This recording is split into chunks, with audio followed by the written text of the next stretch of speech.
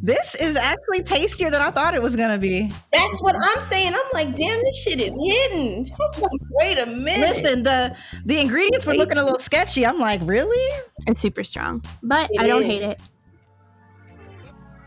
Hey, everybody, and welcome to the first episode of Get Stiff. We're your hosts. I'm Shannan. I'm Alexis. And we're really excited to tell you a little bit about what our show's about. Get Stiff is a podcast where we have conversations around grief, loss, and everything in between over cocktails. Each episode coincides with a themed cocktail, and we share the recipe with our listeners. Today's cocktail is the Black Watch, a nifty little number made from Scotch and Coffee Liqueur. Will we like it? Will we hate it? We'll find out together. So, if you're ready, let's raise a glass, take a sip, and let's get into it. Today, we're very excited to introduce our first guest and someone who is very near and dear to my heart, Miss Anita Sheers. Say hi to the people. Hello, good people. How are you guys? I'm great. Thank you for joining us. Thank you for having me. So, Anita, I have to ask you, when Shannan first told me we were going to have you on the show, she introduced you as the Hood Oracle. So I have to know, why does she or all of your friends call you the Hood Oracle? Well, really, Shannan is the one who gave me this name. And then in this little tribe of us women, they all kind of confirmed it. So I've just been walking in it ever since.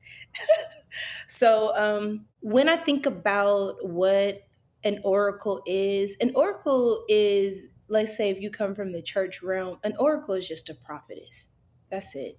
A prophetess, but specifically a prophetess because most of the oracles, like the oracle at Delphi, or when you think about the Sibyls, they were women. So that's the oracle part. And then the hood aspect of it, exactly, because I'm always talking like it's popping. It's a hood translation. And I think that a lot of the feedback that I've been getting from people when we have like these conversations, these tough conversations around grief, around self care, things of that nature, sometimes the way that we've been introduced to a lot of these different things for some of us in our backgrounds or like what our day to day is, we feel it. We can feel the message of where the intent is coming from, but we don't always resonate with the way that it's delivered. We're talking about very private, close to our heart matters, right? And it's like, what's the language that we're using to tap in with people, to help them soften in, to help them relate, to help them see themselves? So it's really just connecting on a one-on-one of like, okay, instead of just saying like, like, hey, have you considered that, because we have that too. It's more of like, now, bitch, why you tripping? You already know. Sometimes there's certain trigger phases in the way that we communicate regularly that drop us into the feeling state, because that's really what we want to do. We want to feel our way through where we're going. You definitely, of course, like, listen, I have Capricorn placement in my moon and in my Venus, so I'm very structured and organized and kind of old fashioned in some ways. So I totally get things on one end, but sometimes we have to just say it the way it needs to be said. I love what you said, Anita, about getting to a place of feeling and really trying to get people there, but in a way that's palpable to them. Because I think that specifically in the Black community, we have such a strong need for those connections for that community. And then you think that these things are not for us. They're not for us, and they're not in a way that we can really relate to or understand. So by taking this very, very necessary, very much needed information and then sort of packaging it in a way that's more easily digestible to the people who need it, I think that's kind of where we come full circle. And I think that's why kind of marrying the two, where it's like you don't have to speak in SAT terms all day. You don't have to do that. There can be a duality. There can be a duality when you kind of bring that back to the people who need it most. And that's really honestly, in talking to Alexis, is why we wanted to do this show and really kind of find a comedic way to approach really difficult topics, because like this shit is hard. This shit is hard. Very. And babe, we are in a club that we don't want anybody else to join. And like No. I remember that reading. I don't know if you remember this reading that you did with us at what used to be our homegirl's house. No, ISIS. Yes, it was at ISIS house. It was the ISIS. Shout out to ISIS, the nicest. Shout out to ISIS. But you did a reading at her house for us and our group of girlfriends, and like this was prior to you losing your husband. This was prior to even pandemic. Yeah. Yes. The level of wisdom, the level of just like transparency that you brought to that meeting, and then being honestly like blessed to even watch you through and be able to join you on this journey and be able to hold your hand through at least a portion of it. Like, it's been incredible to watch your transformation. It's been incredible to watch your growth and just kind of how you unabashedly use your experience to help other people and to really, really remove that veil. And that's something that I get very excited when I see I get very excited and I get very sad at the same time, because while it's not a viewpoint I would wish on anybody, I love that you have taken it and you are now spreading it to more people. And it's like, this is what this is really like. And I'm sorry for your loss. Don't cut it. This is actually tastier than I thought it was going to be.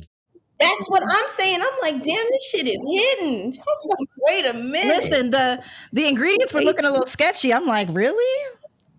It's really strong. I was looking too at the ingredients. It's very strong, but it's tasty. It's super strong, but I don't hate it. Okay, you know what I put in mine? What'd you put? Like just a little lavender bitters. Oh, That I shit see how that would is work. hidden right here. That's why I think it's weed. That sounds really good, I can see how actually. that could work. Yes. That drink is, as we all know, everybody handles grief differently.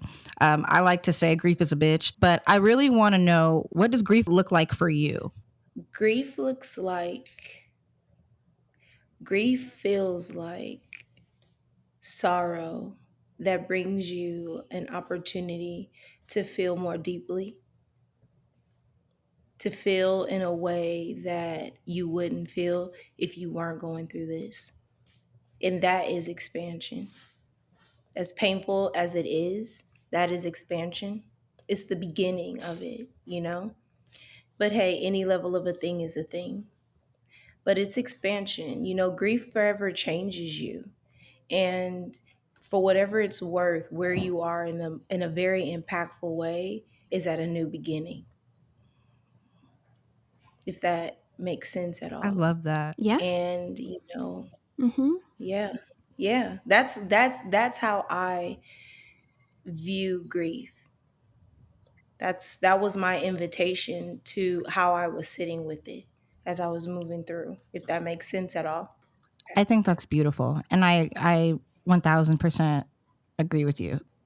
Well, I think that a lot of the times when it comes to grief, we believe that the common misconception, right, is that grief kind of comes in these stages, and that first you're going to feel this, then you're going to feel this, then this, and this. And that's not how it is. Like true grief, it's kind of an ebb and flow. 1 minute you might feel anger, 1 minute you might feel sadness, 1 minute you might feel joy. And it's kind of this never ending kind of loop that you're in. It's not step by step. So I think this is something that we always hear, especially when someone is trying to help someone else and they're not really too experienced with helping someone get through a loss.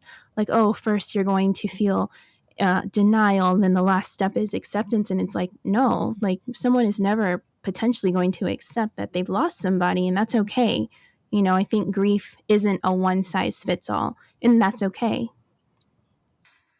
I found that what I felt more deeply, whether it was joy, whether it was anger, whether it was happiness, whether it was, you know, whether it was fear, anxiety. Like I feel like everything was magnified. And I mean, while the tiniest, the littlest thing could make me so happy, like somebody bringing me, you know, I order fries and they put extra ketchup packets in there, and like I would get so excited. Or something as simple as I could have forgotten to fill the ice cube tray and I don't have any ice cubes and now I'm sitting on my kitchen floor crying. Like, it was interesting the levels of extremes that, like, my emotions were so unregulated. But not even in hindsight, I just think looking back on that initial time of loss, I don't want to say I'm grateful for it because I would have rather it not have happened, but I will say that I'm glad for the clarity it gives me now.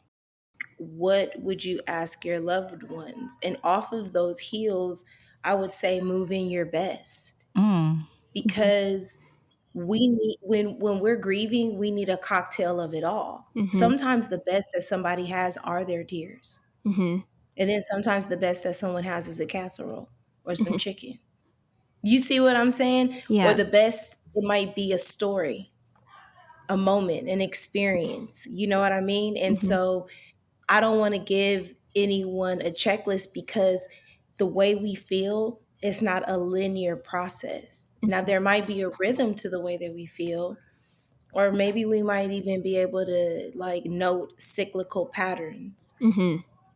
But it's a thing that is happening moment to moment. Yeah. It's a thing that's happening moment to moment. It's very real time.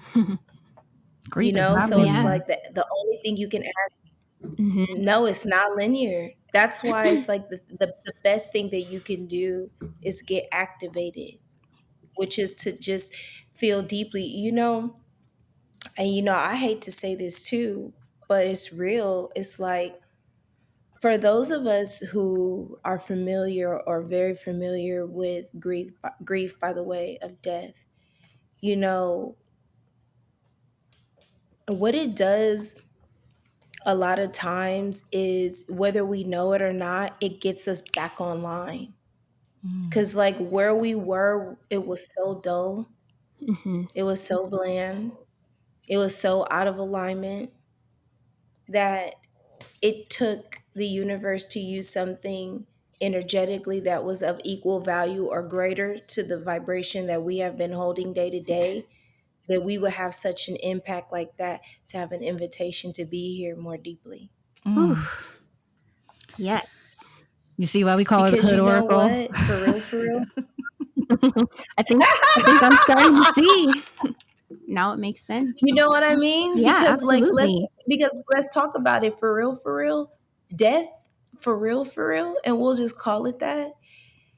In so many other cultures and life experiences and groups of people, they always, like Shannon will tell you what's on Khalif's what's on his urn is the second law of thermodynamics. It says that energy is never created nor destroyed, it just is, and it transmutes from one form to another. Right.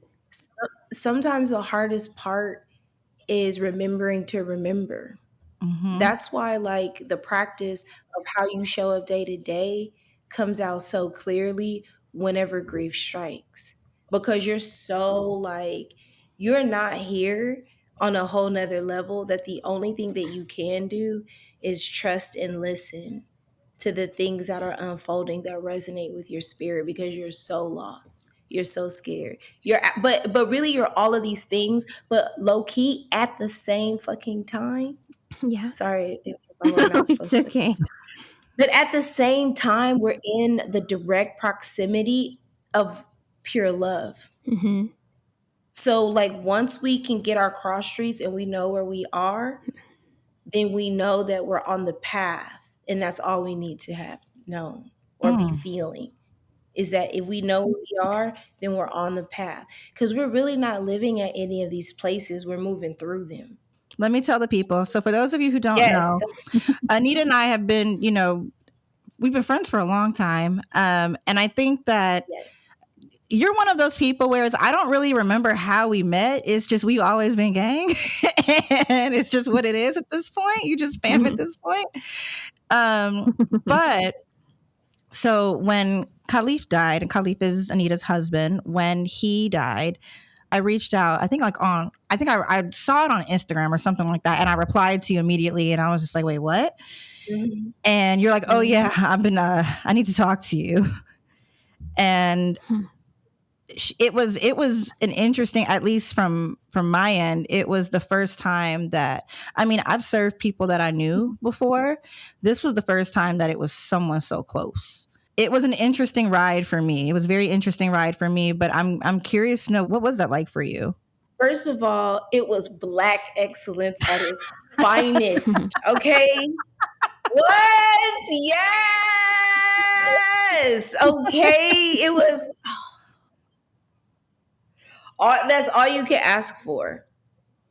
First of all, that's all you can ask for. And let me tell you what's really interesting. We're kind of approaching the anniversary of his transition. Mm-hmm.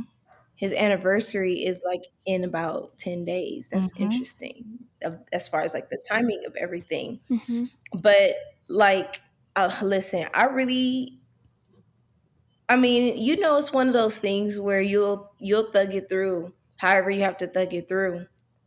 And you know what's so interesting? It was like after he transitioned and you have to have those discussions with the hospital about the final arrangements, it blew me back because they were like, listen, long story short, he transitioned in January. They told me that they wouldn't even begin to have a cremation date for him until sometime in mid March. Mm-hmm. I said, what? Height They of the was like, pandemic, yeah, y'all. like, Height of the pandemic. Hmm. so I was like, okay. But it was one of those things where it was like, I kept feeling heavily like God was just like, just follow me. But what was so dope though is that like we were really in our self-care bag. Like, cause really how we met and how we linked up is that we were actually coming together for a women's self-care group on a regular basis once a month. Mm-hmm. We would come, we would do crafts, we would talk, we would play sound bowls. Sometimes we would have cards, we would have You gave me my cocktails. first set of And crystals. it was so oh, that's yes. So it was a real bonding. It was like Mhm. literally the beginning of sisterhood. Literally. It was literally the beginning of that. And I don't know, it just felt like when all of that was happening, I just kept feeling like my ego really kind of packed it up. It literally, and I actually was proud of myself on that. When this really happened, like there was no panic or anything like that. Like all of those aspects, kindly though, like literally packed up and was like, you know what? You got it. This is like beyond us. And I was kind of happy because it was like the ego I look at is like my inner child. And it was like, okay, cool. I could gather those parts of me and bring them into my heart because I knew I needed to get fully in my body and in my spirit. And I had to move intuitively like that because this is a serious situation. Like the hardest thing of it all was when I actually had to sit with my thoughts of everything of what I thought my life was going to be that will never happen. Mm. That was more like than anything. And it was like once I was able to sit with that and like really be with that perspective, then I just started like feeling his spirit and feeling his essence around undeniably. And then I began to learn, oh, look for your people where they are instead of where they're not. Because what you'll start to see with grief is that after a while you're not really feeling that in your body. It's really just an idea or their thoughts, Mm. and what you're really suffering from is the separation of that. Hmm. It's because your spirit is like calling you and pulling you in one particular direction, but your mindset is kind of locked and loaded on a particular direction, and it creates this pull where it's just like, and that's where you're met in this space where you have death or loss, because it's like a woo, like you needed to be that powerful, you needed it to be that strong, you needed a shift of that magnitude, as much as we don't want to really say that because we're like, nigga, I could totally have gone without this. But it's like the universe is like, no, you couldn't. Stop playing. No, you couldn't. Because if you could, you would have. If it could have, I had this thing on the wall on my old place. I had a chalkboard wall, and I had a saying that said, if it could have been different, then it would have. Everything helps everything. I love that. If it could have been different, it would have. Mm. And everything helps everything. And that to me feels far more comforting than when people say everything happens for a reason. And it's just like, yeah, but in this moment, like, I think I remember going back to church for the first time when Matt passed. And like, I was cornered immediately by this lady who I'm sure meant well, but like, y'all know me, I don't hold back for nobody. And then she said, well, everything happens for a reason. I said, what was the reason? I Cardi beat her. I said, what was the reason? What was the reason? Tell me. Tell me. She got What the was the wrong reason? one today. What was the Tell me. reason? Wrong one today. We are waiting. And she just looked so so aghast. Like, how dare I not just say thank you so much and move on? But I think that in that same vein, it's like people expect you to comfort them when you're grieving. Like they say their little I'm sorries, and they expect you to be gracious when it's like, no, this is trauma. What happened was traumatic. What happened was traumatic. And it is absurd. Life altering. Right. It's absurd that people think that you are going to be, anyone who goes through this would be in the right mindset to be comforting to them during this situation. Like, that's not how that should work. I will give you all of the praise and credit, because watching how you stood in your grief proudly. This is what happened to me. It was awful. It was terrible. This is how I'm feeling about it. And like, you didn't give a fuck if anyone was uncomfortable. It was like, this happened to me. And just as I am experiencing it and I am in it, if you ask about it, you're going to be experiencing it too, boo. Like, and that's just what it is. But that, I think, exists. It can coexist with grace, because you were still very gracious. You were still very, it was something to see. Like, I highly doubt I was that gracious, but it was almost beautiful to watch. That honestly, that was the intention. Okay, so Alexis, let me tell you, this part hilarious. Okay, going back to the hospital, I just was like, when that lady gave me that information, I was like, you know how you put your hands up and you like, I'm done. Yeah. Whatever is gonna happen, honey, because I don't even know. Right. And then literally to get a phone call from Shannan. Now, when we would come together and we would meet in our groups, we didn't talk about what we did. We just kicked it and connected. You know what I mean? You didn't know what Shannan did.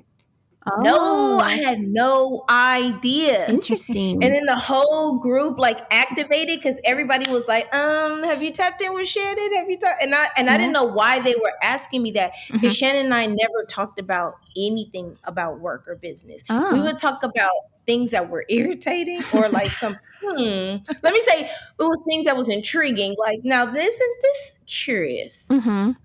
Curious. We would talk about that, but we never talked about exactly what she did. Yeah. And so then it was like, putting it all together, it was like, oh. And so where I was, I knew that I was in a place that is a part of my story. And like, I believe that God never leaves you. You know what I mean? And like, Shannan knew in a lot of ways exactly how I was feeling. And I knew that she knew that. So even on down to like, I was able to like regain sleeping in like legit a week. Wow. And I wasn't even like crazy with my diet because like I kept my shakes with my fruit and my protein and things on deck, because she was like everything she told me was true. And I didn't take anything that Shannan said. Like really, Shannon gave me a survival kit. He gave me Yeah.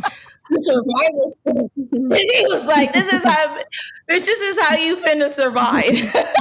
Yeah. I'm just saying, and if I'm saying too much, just tell me to be quiet. But she was like, but I was like, oh, absolutely. My brain was like, absolutely not. Go, please. Yeah. You know? And everything she said was true. And I actually just acted upon everything she said. And seriously, like I really did, like to the point where I was like, I would like at least have 2 shakes a day. I had fruit. I had like little cheeses and stuff. I would nibble because I needed to make it there because I wouldn't do it, which was a good form of therapy to kind of help me gauge where I was in my process, because my husband used to be a chef. So now I have to go into the stores. Right. So that's a whole nother thing. And like bringing it all together.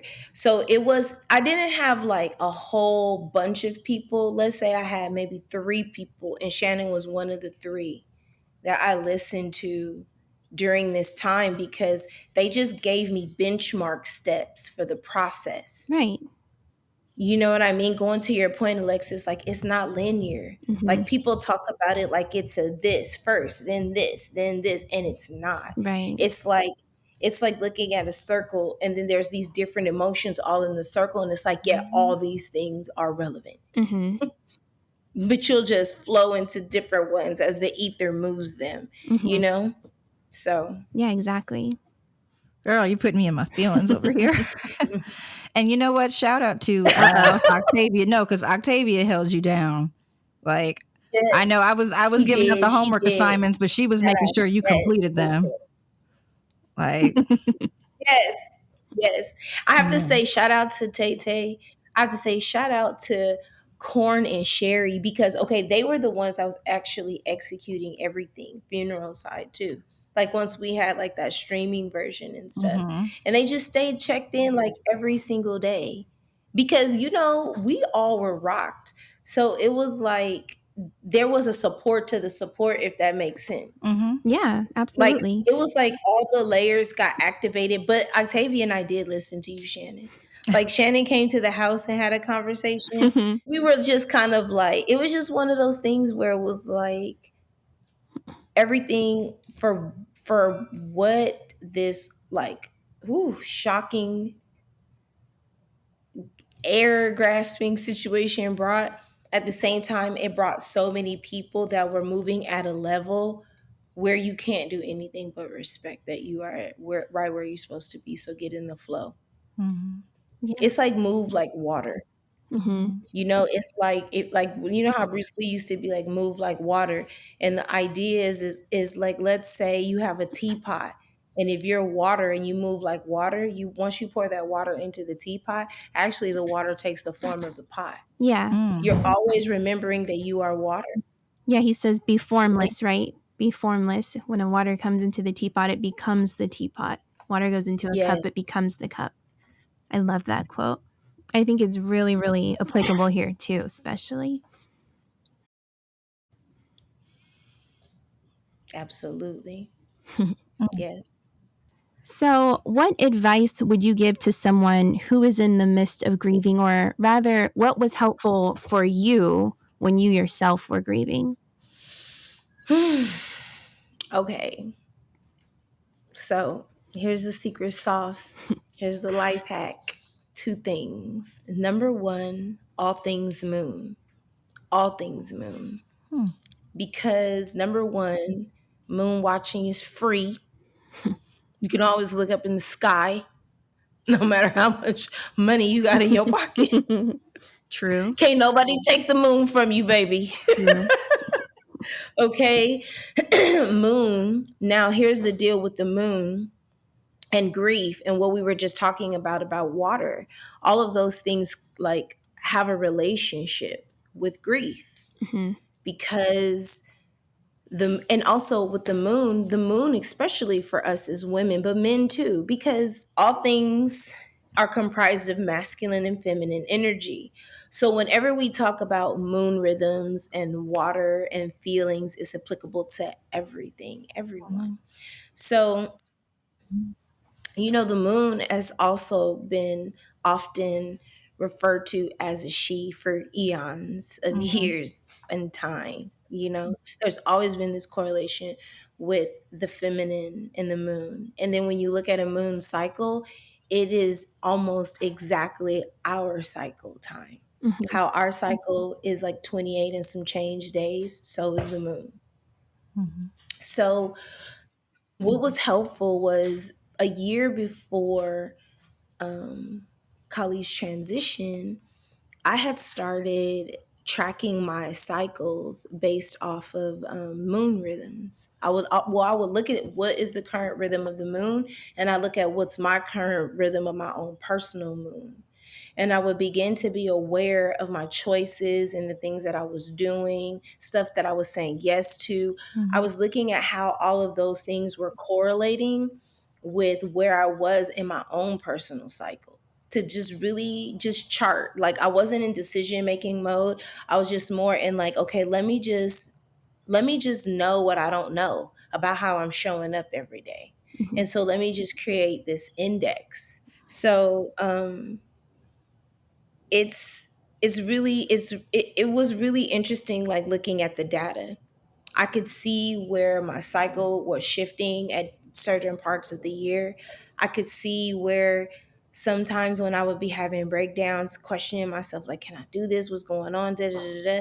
Because I was noticing that, like, I was saying yes to engagements when I was at a particular part of my cycle and when the moon was at a particular part of its cycle. But then when it was going to actually go down was going to be during a time where I need whatever I have on my schedule to be flexible, because I always need the option to be able to be at home doing nothing, because that's my recharge time. Mhm. Mhm. Like, I was able to see a lot of that stuff. So when, I had been practicing that for a year, like I had a whiteboard in my room and I literally would each week have, like, if I'm on my maiden cycle or if I'm on my mother cycle or on my wild woman cycle, or if I was on my wise woman cycle, I would have that up. I would have up what are the energetic qualities that are around this time for me, and what are some ways that I'd like to embody. I would put up different essential oils that I felt paired with where I was. I would place certain crystals out that will also pair with that. And then I would, like look up different goddesses that they would embody through their archetypes and through their energy, that type of energy that will help give me an idea of how I can express who I am and how I'm feeling in this moment. Because even though, like, we're in these bodies and like you're Alexis and you're Shannan and I'm Anita, and that physicality of who we are never changes, energetically, physiologically, we are shifting and changing Mhm. into different modes. So we require different things. So, I had that. Now there was also this, I would suggest this. There was I took some notes so I could get it correct. There was this lady, her name was Aurora Winter. She is a grief coach. And she did this show on Gaia called Grief Relief with Lisa Garr. Mm. That was like, oh my God, that was everything, because what they introduced was this wheel, right? Mhm. And it's a wheel and it has like 10 different areas of life. And really, it's all encompassing Mhm. of everything. Like, it's literally, it takes you through like self expression, relationships, all the way down to finance, legal matters, things like that. It's very all encompassing, right? And it rates it from a scale of 1 to 10, and it's literally in a wheel. And the idea is that, like, when you're in the thick of the grief, you use this wheel as a check-in measure once a day to just ask yourself, where are you on these 10 topics? Mhm. Because sometimes you'll be in some places at like an 8, 9, 10, other places at a 1, 2, 3, and other Mhm. places at a 4, 5, 6. And so knowing where you are on this wheel, because you put the dots on the wheel and then you connect it. And either your image is gonna kind of look similar to a wheel, or it's gonna have like little jagged points and like it'll square off in certain places. So you can begin to see where your work is as far as support or nurturance Wow. that needs to happen in certain areas. And so it was like, let me get out of my head. Like Yeah. I don't need to think about how to plan a funeral when I have the number one Black female funeral director Oh. assisting me right now. Like, so why would I even think 8 times about like what something's gonna look like? I'm never gonna text her and say, "Can I get pictures of the space or this or that?" I'm not gonna do any of that. Like, if you don't already know, then you don't know, Mhm. you know. And it was just kind of like I said, like our village was activated on so many levels, Yeah. that it was like everything was perfect for something that was so shocking. There was You so know what much I mean? love that Like day. it was so. There was so much And you love know that what? day.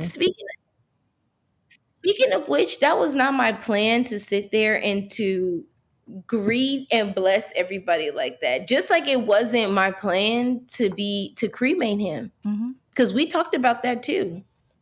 Because Shannon was like, "Now that I didn't do," so she was like, "That is just too hard." But I only did it because his dad was adamant. Like, no, I would like to see my son from the beginning to the end, Mhm. and I could do nothing but respect that. Hmm. And it wasn't going to be a situation, and I had to be there. So it wasn't going to be a situation where I was going to wait outside. But actually, that I have to say was one of the most Hmm. surrealist experiences. That was like, that I definitely felt a transference of energy. Hmm. Is it okay if I give the Like listeners kind of a I summary? Is it okay if I give them a summary yes, sort of? So, absolutely. Yes. what for those of you who aren't familiar Yes. with how this process works, what Anita is referring to is we held a viewing. So during the height of COVID, when we weren't allowed to have anything indoors, we held a visitation for her husband, and we really did. We had to get creative because we guys weren't allowed to be inside, and so um, we had him inside, and we opened these giant glass doors. I won't say the name of the place where it was because I'm not giving them credit. Um, but we opened the glass doors and we had him just right at the edge, so that way he was inside and everyone was outside. I think there were over 300 people that day. It was pouring down raining, and they were spaced out. I mean, everyone was 6 feet, like spaced themselves all the way down and out through the park. And it was really it was beautiful. It was a very hard day. It was a very sad day, but it was also just it was absolutely beautiful to see just the amount of outpouring of love. It was interesting because I was kind of caught between being in work mode and making sure everything was good and making sure you were good and Aaliyah was good and Nazi was good, making sure everybody was good, and then also seeing people that I am used to seeing at like karaoke night or like at the bars or whatever, and seeing them Yes. in this very somber place. And but after that viewing, we actually held what she's referring to is his father wanted to see him for the cremation. He wanted to be present for that, and so I very very bluntly walked her through what it was going to look like, what the facility looked like, how it was going to work, how it was going to happen. And I told her, I said, you don't have to go. If you don't want to go, I will go. I will be there. I will be there. And if he Mm. wants to come, I will be there. You do not have to come, but if you are there, I got you. And I believe you actually even turned the knob to, didn't, I believe, like, yeah, you guys turned the knob Yes. to All actually of it. start, Yes. Yeah. the process. And it was just, when I tell you, I have done hundreds of those in my career, maybe thousands at this point. And that was so beautiful to me. It was such a beautiful moment to be able to be there, to be able to just be in awe and witness your strength. Because I'll be 100% honest, I couldn't do it, and I didn't do it. I didn't do it. When Matt was cremated, I couldn't be there. I just couldn't do it. And the fact that you did, and the fact that you were there to really escort him through the final part of his transition, and like you mentioned, that transference of energy, I think was just the ultimate level of support. It was absolutely beautiful. And I'm glad you did it. I'm glad you did it. Now, that's not to say that's right for everybody, you know. I truly believe exactly that not for everybody. It's not. And I know there are a lot of funeral directors that will kind of dress up what you're about to see. I believe in getting straight, transparent, to the point. This is what you're going to see. This is what he's going to look like in the time between when you saw him last and when he's about to go in. He's going to look different. And I will look at him first one more time and explain to you in detail, as much detail as you want, because I want to make sure that you have all of the information to make a decision that makes the most sense for you and your family. Because at the end of the day, that is, I always say everyone loses a different person. So just how you lost a husband, someone lost a cousin, someone lost a friend, someone lost a parent, someone lost a son, someone lost, you know what I mean? So it's different. It's different. And so I just try to make sure that we are as transparent I am as transparent as possible. I think that goes beyond transparency, in my opinion, trumps compassion in a sense, because I think when people are compassionate, they want to kind of make someone feel better. And I think sometimes that means avoiding the hard conversations. And I believe that being transparent is the kindest thing you can do for someone in a situation like that. I love this drink, by the way. It's so good. I really thought it was going to be nasty. Get Stiff is produced by Milan Reed. Do you have a topic you want to hear us get into? A drink recipe you'd like to recommend? Do you have a story to share? We want to hear from you. Get in touch at getstiffpodcast@gmail.com or reach out to us on Instagram at getstiffpodcast.